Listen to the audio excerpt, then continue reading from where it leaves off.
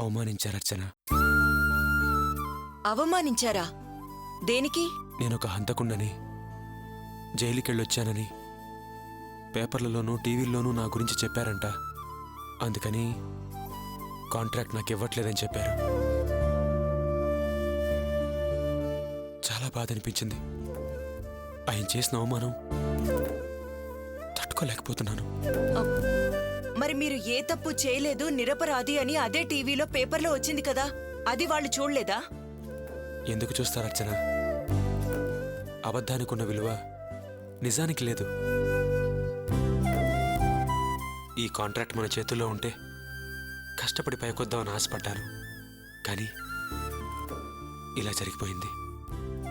నింద ముందు నిజాయితీ నిలబడలేదు అర్చన. అసలు నాకేం అర్థం కావట్లేదు. నన్ను నమ్మి దినా 10 లక్షల దాకా పెట్టాడు.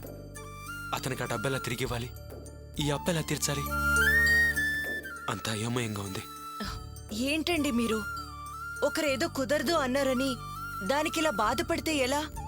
రేపు మీ కింద 500-600 మంది పనిచేస్తారు. అప్పుడిలాంటి పరిస్థితి వస్తే ఏం చేస్తారు? తలడిల్లిపోతారా లేక పరిష్కారం వెతుకుతారా? ఏం చెయ్యాలా అని ఆలోచిస్తారు కదా, అలాగే ఏం చెయ్యాలని ఇప్పుడు ఆలోచించండి. ఏంటచ్చా నువ్వు మాట్లాడేది? నా కింద 500-600 మంది పనిచేస్తున్నారని ఆలోచించాలా? పరిష్కారం గురించి చూడాలా? కళ్ళకంటున్నావా? చూడండి, ఆశలు కలలు లేకపోతే జీవితంలో సాధించాలనే తపన ఉండదు. అలా తపన ఉండకపోతే జీవితంలో ఏదీ సాధించలేరు. ఇప్పుడు దినా చెప్తేనే కదా మనకొక అవకాశం దొరికింది. ఆ దారిలో వెళ్ళాం. దినాకే ఫోన్ చేయండి. ఏం చెయ్యాలని ఫోన్ చేసి అడగండి. వద్దర్చన, దినాకి చెప్తే మళ్ళీ దినా ఫైనాన్స్ కంపెనీ మేనేజర్తో మాట్లాడతాడు. వాళ్ళిద్దరూ మంచి ఫ్రెండ్స్. నా వల్ల వాళ్ళ స్నేహం పాడవడం నాకు ఇష్టం లేదు. ఈ విషయంలో ఏం చేయాలో ఆలోచిస్తాను.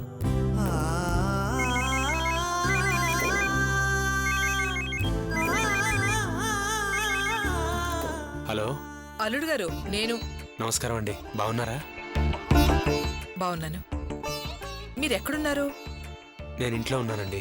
ఏం లేదండి, ప్రియా పెళ్లి విషయంగా మీ మావగారు జ్యోతిష్యుని సంప్రదించారు. వారేమో రేపే మంచి ముహూర్తం ఉంది అని చెప్పారు. అందుకని ప్రియా దినాల నిశ్చితార్థం రేపే చేద్దాం అనుకుంటున్నాం. దినా వాళ్ళు కూడా సరే అన్నారండి. చాలా సంతోషం అండి. శుభవార్త చెప్పారు. ఈ విషయం ఫోన్లో చెప్తున్నందుకు తప్పుగా అనుకోకండి. అయ్యో, భలేవారండి. ఇందులో తప్పుగా అనుకోవడానికి ఏముంది? నిశ్చితార్థం అమ్మవారి గుళ్ళోనే చేద్దాం అనుకుంటున్నాం. మీరు పెద్దలాడే వచ్చేయండి. వచ్చి పిలిచే టైం లేదు. తప్పకుండా వస్తామండి.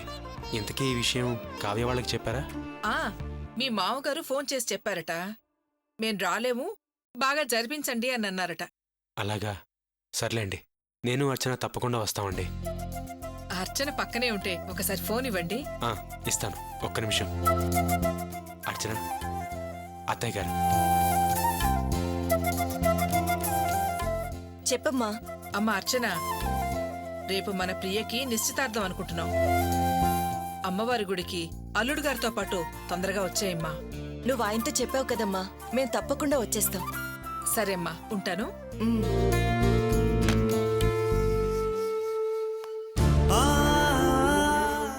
గోపి, నాన్న,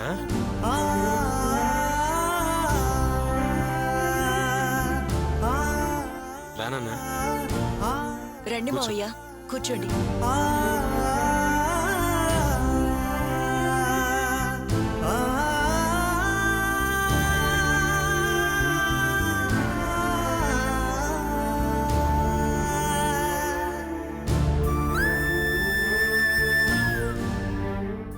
నాన్న, ఏంటి అదోలా ఉన్నావు? ఏమైంది? ఏం లేదురా, నువ్వు ఇప్పుడే జైలు నుంచి వచ్చావు. నీకు ఈ విషయం చెప్పి నిన్ను బాధ పెట్టడం ఎందుకా అని. కానీ నాకు ఇంకో దారి లేదు. ఏం చెయ్యాలో అర్థం కావటం లేదు.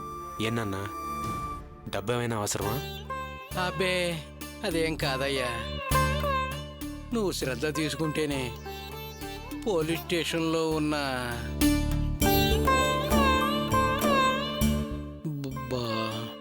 భాగ్యం బయటికి రాదయ్యా. ఏంటి ఆవిడ పోలీస్ స్టేషన్లో ఉందా? ఏంటన్నా నువ్వు చెప్పేది? టైం బాగుండకపోతే తాడే పామై గరుస్తుంది అంటారు. భాగ్యాన్ని దొంగతనం కేసులో పోలీస్ స్టేషన్లో కూర్చోబెట్టారయ్యా. దొంగతనమా? ఆవిడ? నాన్న, విషయం ఏంటో కొంచెం అర్థమయ్యేలా చెప్పు. ఇందులో భాగ్యం తప్పేం లేదయ్యా. ఎవడో దొంగతనం చేశాడు. అది భాగ్యం చూసి బాధితుడిని రక్షించడానికి పోయి ఆ కేసులో ఇది ఇరుక్కుంది. దొంగకి సపోర్ట్ చేస్తావా? అయితే ఆ దొంగతనంలో కూడా నీకు భాగం ఉందని చెప్పి దీన్ని తీసుకెళ్లి కేసులో ఇరికిచ్చారయ్యా. అసలు ఆవిడ ఎవరికి సపోర్ట్ చేసింది? ఆవిడకి ఏ సంబంధం ఉందని ఆవిడ స్టేషన్లో కూర్చోబెట్టారు? అది అది అది ఎవరో కాదయ్యా, వాసుకి సపోర్టుగా వెళ్ళింది. వాసుకే?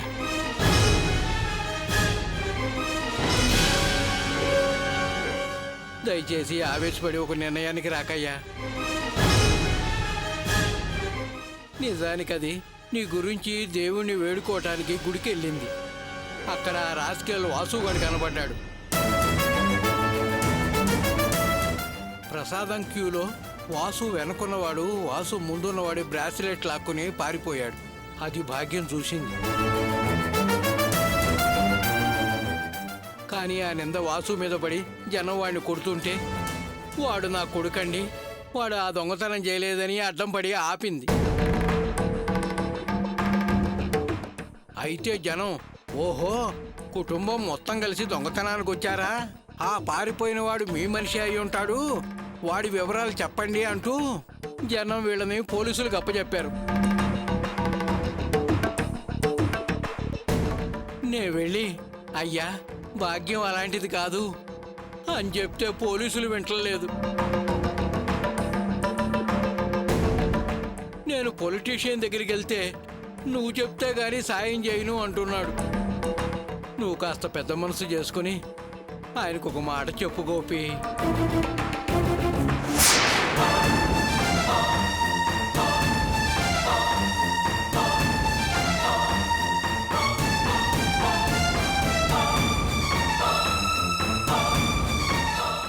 ఏంటి గోపి ఆలోచిస్తున్నావు? నా మాట మీద నీకు నమ్మకం లేదా? అలా కాముగా ఉన్నావేమిటయ్యా? నాన్న, చేయని తప్పుకి శిక్ష పడితే ఎలా ఉంటుందో నాకు బాగా తెలుసు. నీ బాధ నాకు అర్థమైంది. కానీ ఏ రోజైతే నేను అర్చన ఇంట్లోంచి బయటికి గెంటి వేయబడ్డామో ఆ రోజు నుంచి నేను నిర్ణయం తీసుకోవడం మానేశాను నాన్న. ఏ నిర్ణయమైనా అర్చనే తీసుకుంటోంది. దాని అభిప్రాయమే నా అభిప్రాయం. ఈ విషయంలో కూడా అర్చన నిర్ణయమే నా నిర్ణయం నాన్న. అమ్మా అర్చన, నువ్వేమంటావమ్మా? నన్ను క్షమించండి మావయ్య. ఈ విషయంలో నేనేం చేయలేను. ఏమిటమ్మా అలా అంటావు? మన మధ్య ఎన్ని గొడవలున్నా మనం ఒకటేనమ్మా. అది నీలా ఓ ఆడది ఒక రాత్రి అంతా పోలీస్ స్టేషన్లో ఉండుంటే రేపు జనం ఏమంటారో కాస్త ఆలోచించమ్మా. ఈ విషయంలో నీ పట్టుదల కొంచెం తగ్గించు తల్లి. నువ్వు చెప్తేనే గోపి వింటాడు, గోపి చెప్తేనే ఆ రాజకీయ నాయకుడు కల్పించుకుంటాడు. అప్పుడే భాగ్యం బయటకు వస్తుందమ్మా. దయచేసి ఈ విషయంలో నన్ను బలవంతం చేయకండి మావయ్య. వాళ్ళకి మాకు ఎటువంటి బంధుత్వం లేదనే నిర్ణయానికి నేనెప్పుడో వచ్చేశాను. అమ్మా, నేను వాసు గురించి బాధపడలేదు. పాపం భాగ్యాన్ని కాస్త కనికరించమ్మా అంటున్నాను. కడుపుతో ఉన్న నన్ను ఆడదన్న విషయాన్నే మర్చిపోయి నన్ను బయటికి గెంటేసిన ఆడమనిషే కదా ఆవిడ. విషయం ఇంకా నాకు గుర్తుంది. అది నేను ఎప్పటికీ మర్చిపోలేను. ఆమెకి లేని కరుణ నాకు మాత్రం ఎందుకుండాలి? వాళ్ళ విషయంలో సహాయాన్ని ఆశించి ఇక్కడికి ఎప్పుడు రావద్దు మావయ్య. అలా మీరొస్తే మీ మీదున్న గౌరవం కూడా తగ్గిపోతుంది. నీ కోపంలో న్యాయం ఉందిలే అమ్మా. అది నిన్ను పెట్టిన హింస అలాంటిది. ఏదో దాని పరిస్థితి చూసి తట్టుకోలేక మరో దారి లేక మీ సాయం అర్థించాను. క్షమించమ్మా. వస్తాను గోపి.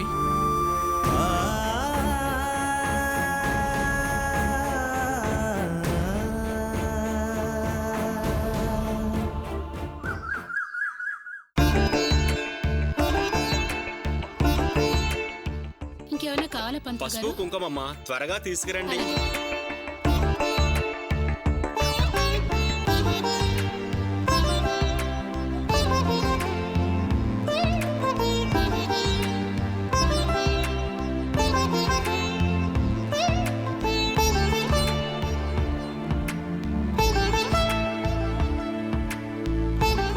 అమ్మా చూసావా ఎంగేజ్మెంట్ ఏర్పాట్లు ఎలా జరుగుతున్నాయో? అంతా నీ అదృష్టం రా, పద. నాన్న వాళ్ళు వచ్చేసారు.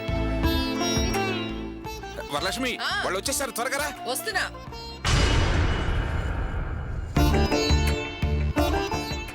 రండి రండి. అన్నయ్య, నీ మొహల్లో అప్పుడే పెళ్లి కళ వచ్చేసింది. ఈ రోజు ప్రీమెళ్ళు ముడుముళ్ళు వేసేస్తావా ఏంటి? జయంతి, నాకు ఈ క్షణంలో తాళి కట్టడానికి ఏ అభ్యంతరమూ లేదు. పంతులు గారు ఎలాగూ ఉన్నారు, ఎలాగూ శుభముహూర్తం కాబట్టి మాంగళ్యం తంతునానేనని పంతులు గారు ఒక్క మంత్రం చదివితే చాలు, 3 ముళ్ళు వేసేస్తారు. రండి అల్లుడు గారు, రండి. అమ్మయ్య, అత్తయ్య గారు నోరారా అల్లుడు గారు అని పిలిచారు, చాలా సంతోషం. మామూలుగా అయితే రాదినా పోదినా అనేవాళ్ళు. ప్రియా పెళ్లి ఒప్పుకుంది కదండి, అలాంటప్పుడు మిమ్మల్ని అల్లుడు గారు అని పిలవడమే పద్ధతి.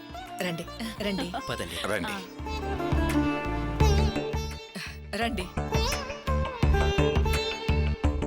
జయంతి, నా కోడలెక్కడా? అక్కడుందమ్మా. ప్రియా, ఇలా రామ్మా.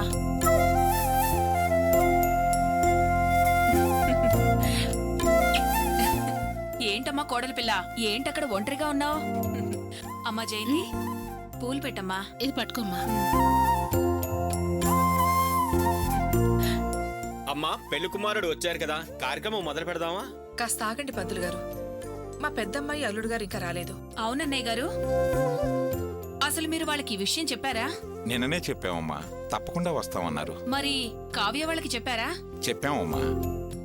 వాళ్ళు ట్రీట్మెంట్కి ఫారిన్ వెళ్ళారు, రావటానికి కుదరదు, మీరు కానివ్వండి అని చెప్పారు. అలాగా? వాళ్ళు వచ్చేస్తారులే, మీరు రండి కూర్చోండి. రామ్మా కోడలి పిల్ల. రా.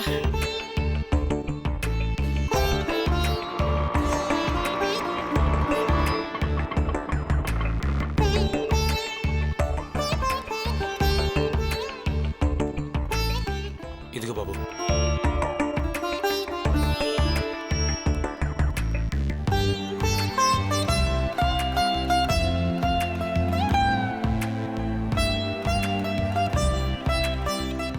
అర్చన, ఏంటండి? అది ఈ అగ్రిమెంట్ క్యాన్సిల్ అనే విషయం నువ్వు ఇక్కడ ఎవరితోనూ చెప్పద్దు. అలాగే వాసు వాళ్ళమ్మ పోలీస్ స్టేషన్లో ఉన్న విషయం కూడా ఎవరితోనూ చెప్పద్దు, సరేనా? ఏంటండి, ఇవన్నీ ఇంట్లోనే చెప్పారు కదా, నేనెవ్వరితోనూ చెప్పను. పదండి. అర్చన, నా మీద కోపంగా ఉన్నావా? ఎందుకలా అడుగుతున్నారు? ఏం లేదు అర్చన, ఇప్పుడు మనం ఉన్న పరిస్థితుల్లో దినాన్ని సహాయం అడిగితే తప్పకుండా చేస్తాడు. అయినా దినా సహాయం చేసిన తర్వాత ఒకవేళ నా మూలంగా దినాకి సత్యమూర్తి గారికి గొడవ అయితే వాళ్ళ స్నేహం పాడవుతుంది. అది నాకు ఇష్టం లేదు. అందుకే దినాన్ని సహాయం అడగద్దు అన్నాను. అందువల్ల నా మీద నువ్వేమైనా కోపంగా ఉన్నావేమో అని అడిగాను. లేదండి, నిజం చెప్తే సహాయం అందుతుందని తెలిసి నన్ను ఎవరితోనూ చెప్పొద్దు అంటున్నారు. ఇలాంటి మనిషిని ఎక్కడైనా చూడగలమా? మీరు చెయ్యని తప్పుకి జైలుకెళ్లారు, కష్టాలు పడ్డారు, కానీ మీ మనసులో ఏమాత్రం మార్పు రాలేదు. మిమ్మల్ని చూస్తుంటే నాకు చాలా గర్వంగా ఉందండి. మనం తప్పకుండా పైకొస్తామండి. ఈ కంపెనీ కాకపోతే ఏంటి, మరో కంపెనీలో తప్పకుండా పని దొరుకుతుంది. పదండి వెళ్దాం.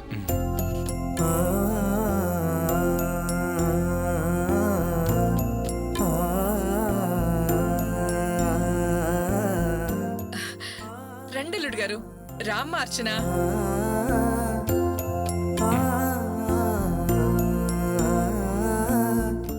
నమస్కారం అత్తయ్య గారు. నమస్కారం నమస్కారం అండి. అర్చన. రండి.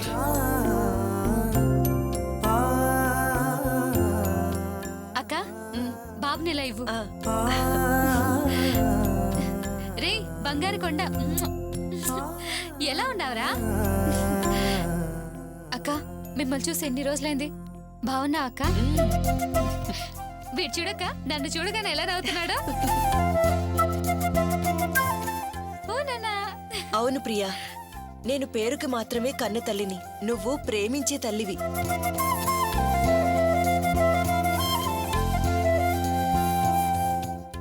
వీడు నా దగ్గర కన్నా నీ దగ్గరే హుషారుగా ఉంటాడు. అమ్మా అందరూ వచ్చినట్టేగా, ఇక కార్యక్రమం మొదలు పెడదామా? మొదలు పెట్టండి పంతులు గారు. సరేనండి. హరి ఓం గణానాం త్వా గణపతిగం హవామహే కవిం కవీనాముపవస్త్రవస్త్రవం జ్యేష్ఠరాజం బ్రహ్మణా బ్రహ్మణసుధాన శృణ్వన్నోతు వేసేత సాధనం శ్రీ మహాగణాధిపతయే నమః. పూర్వాక్షరే పూజయామి. సుముఖాయ నమః, ఏకదంతాయ నమః, కపిలాయ నమః, గజకంటకాయ నమః, లంబోదరాయ నమః, వికటాయ నమః, విఘ్నరాజాయ నమః, ధూమకేతవే నమః, గణాధ్యక్షాయ నమః, బాలచంద్రాయ నమః, గజార్ణాయ నమః, శ్రీ మహాగణాధిపతయే నమః.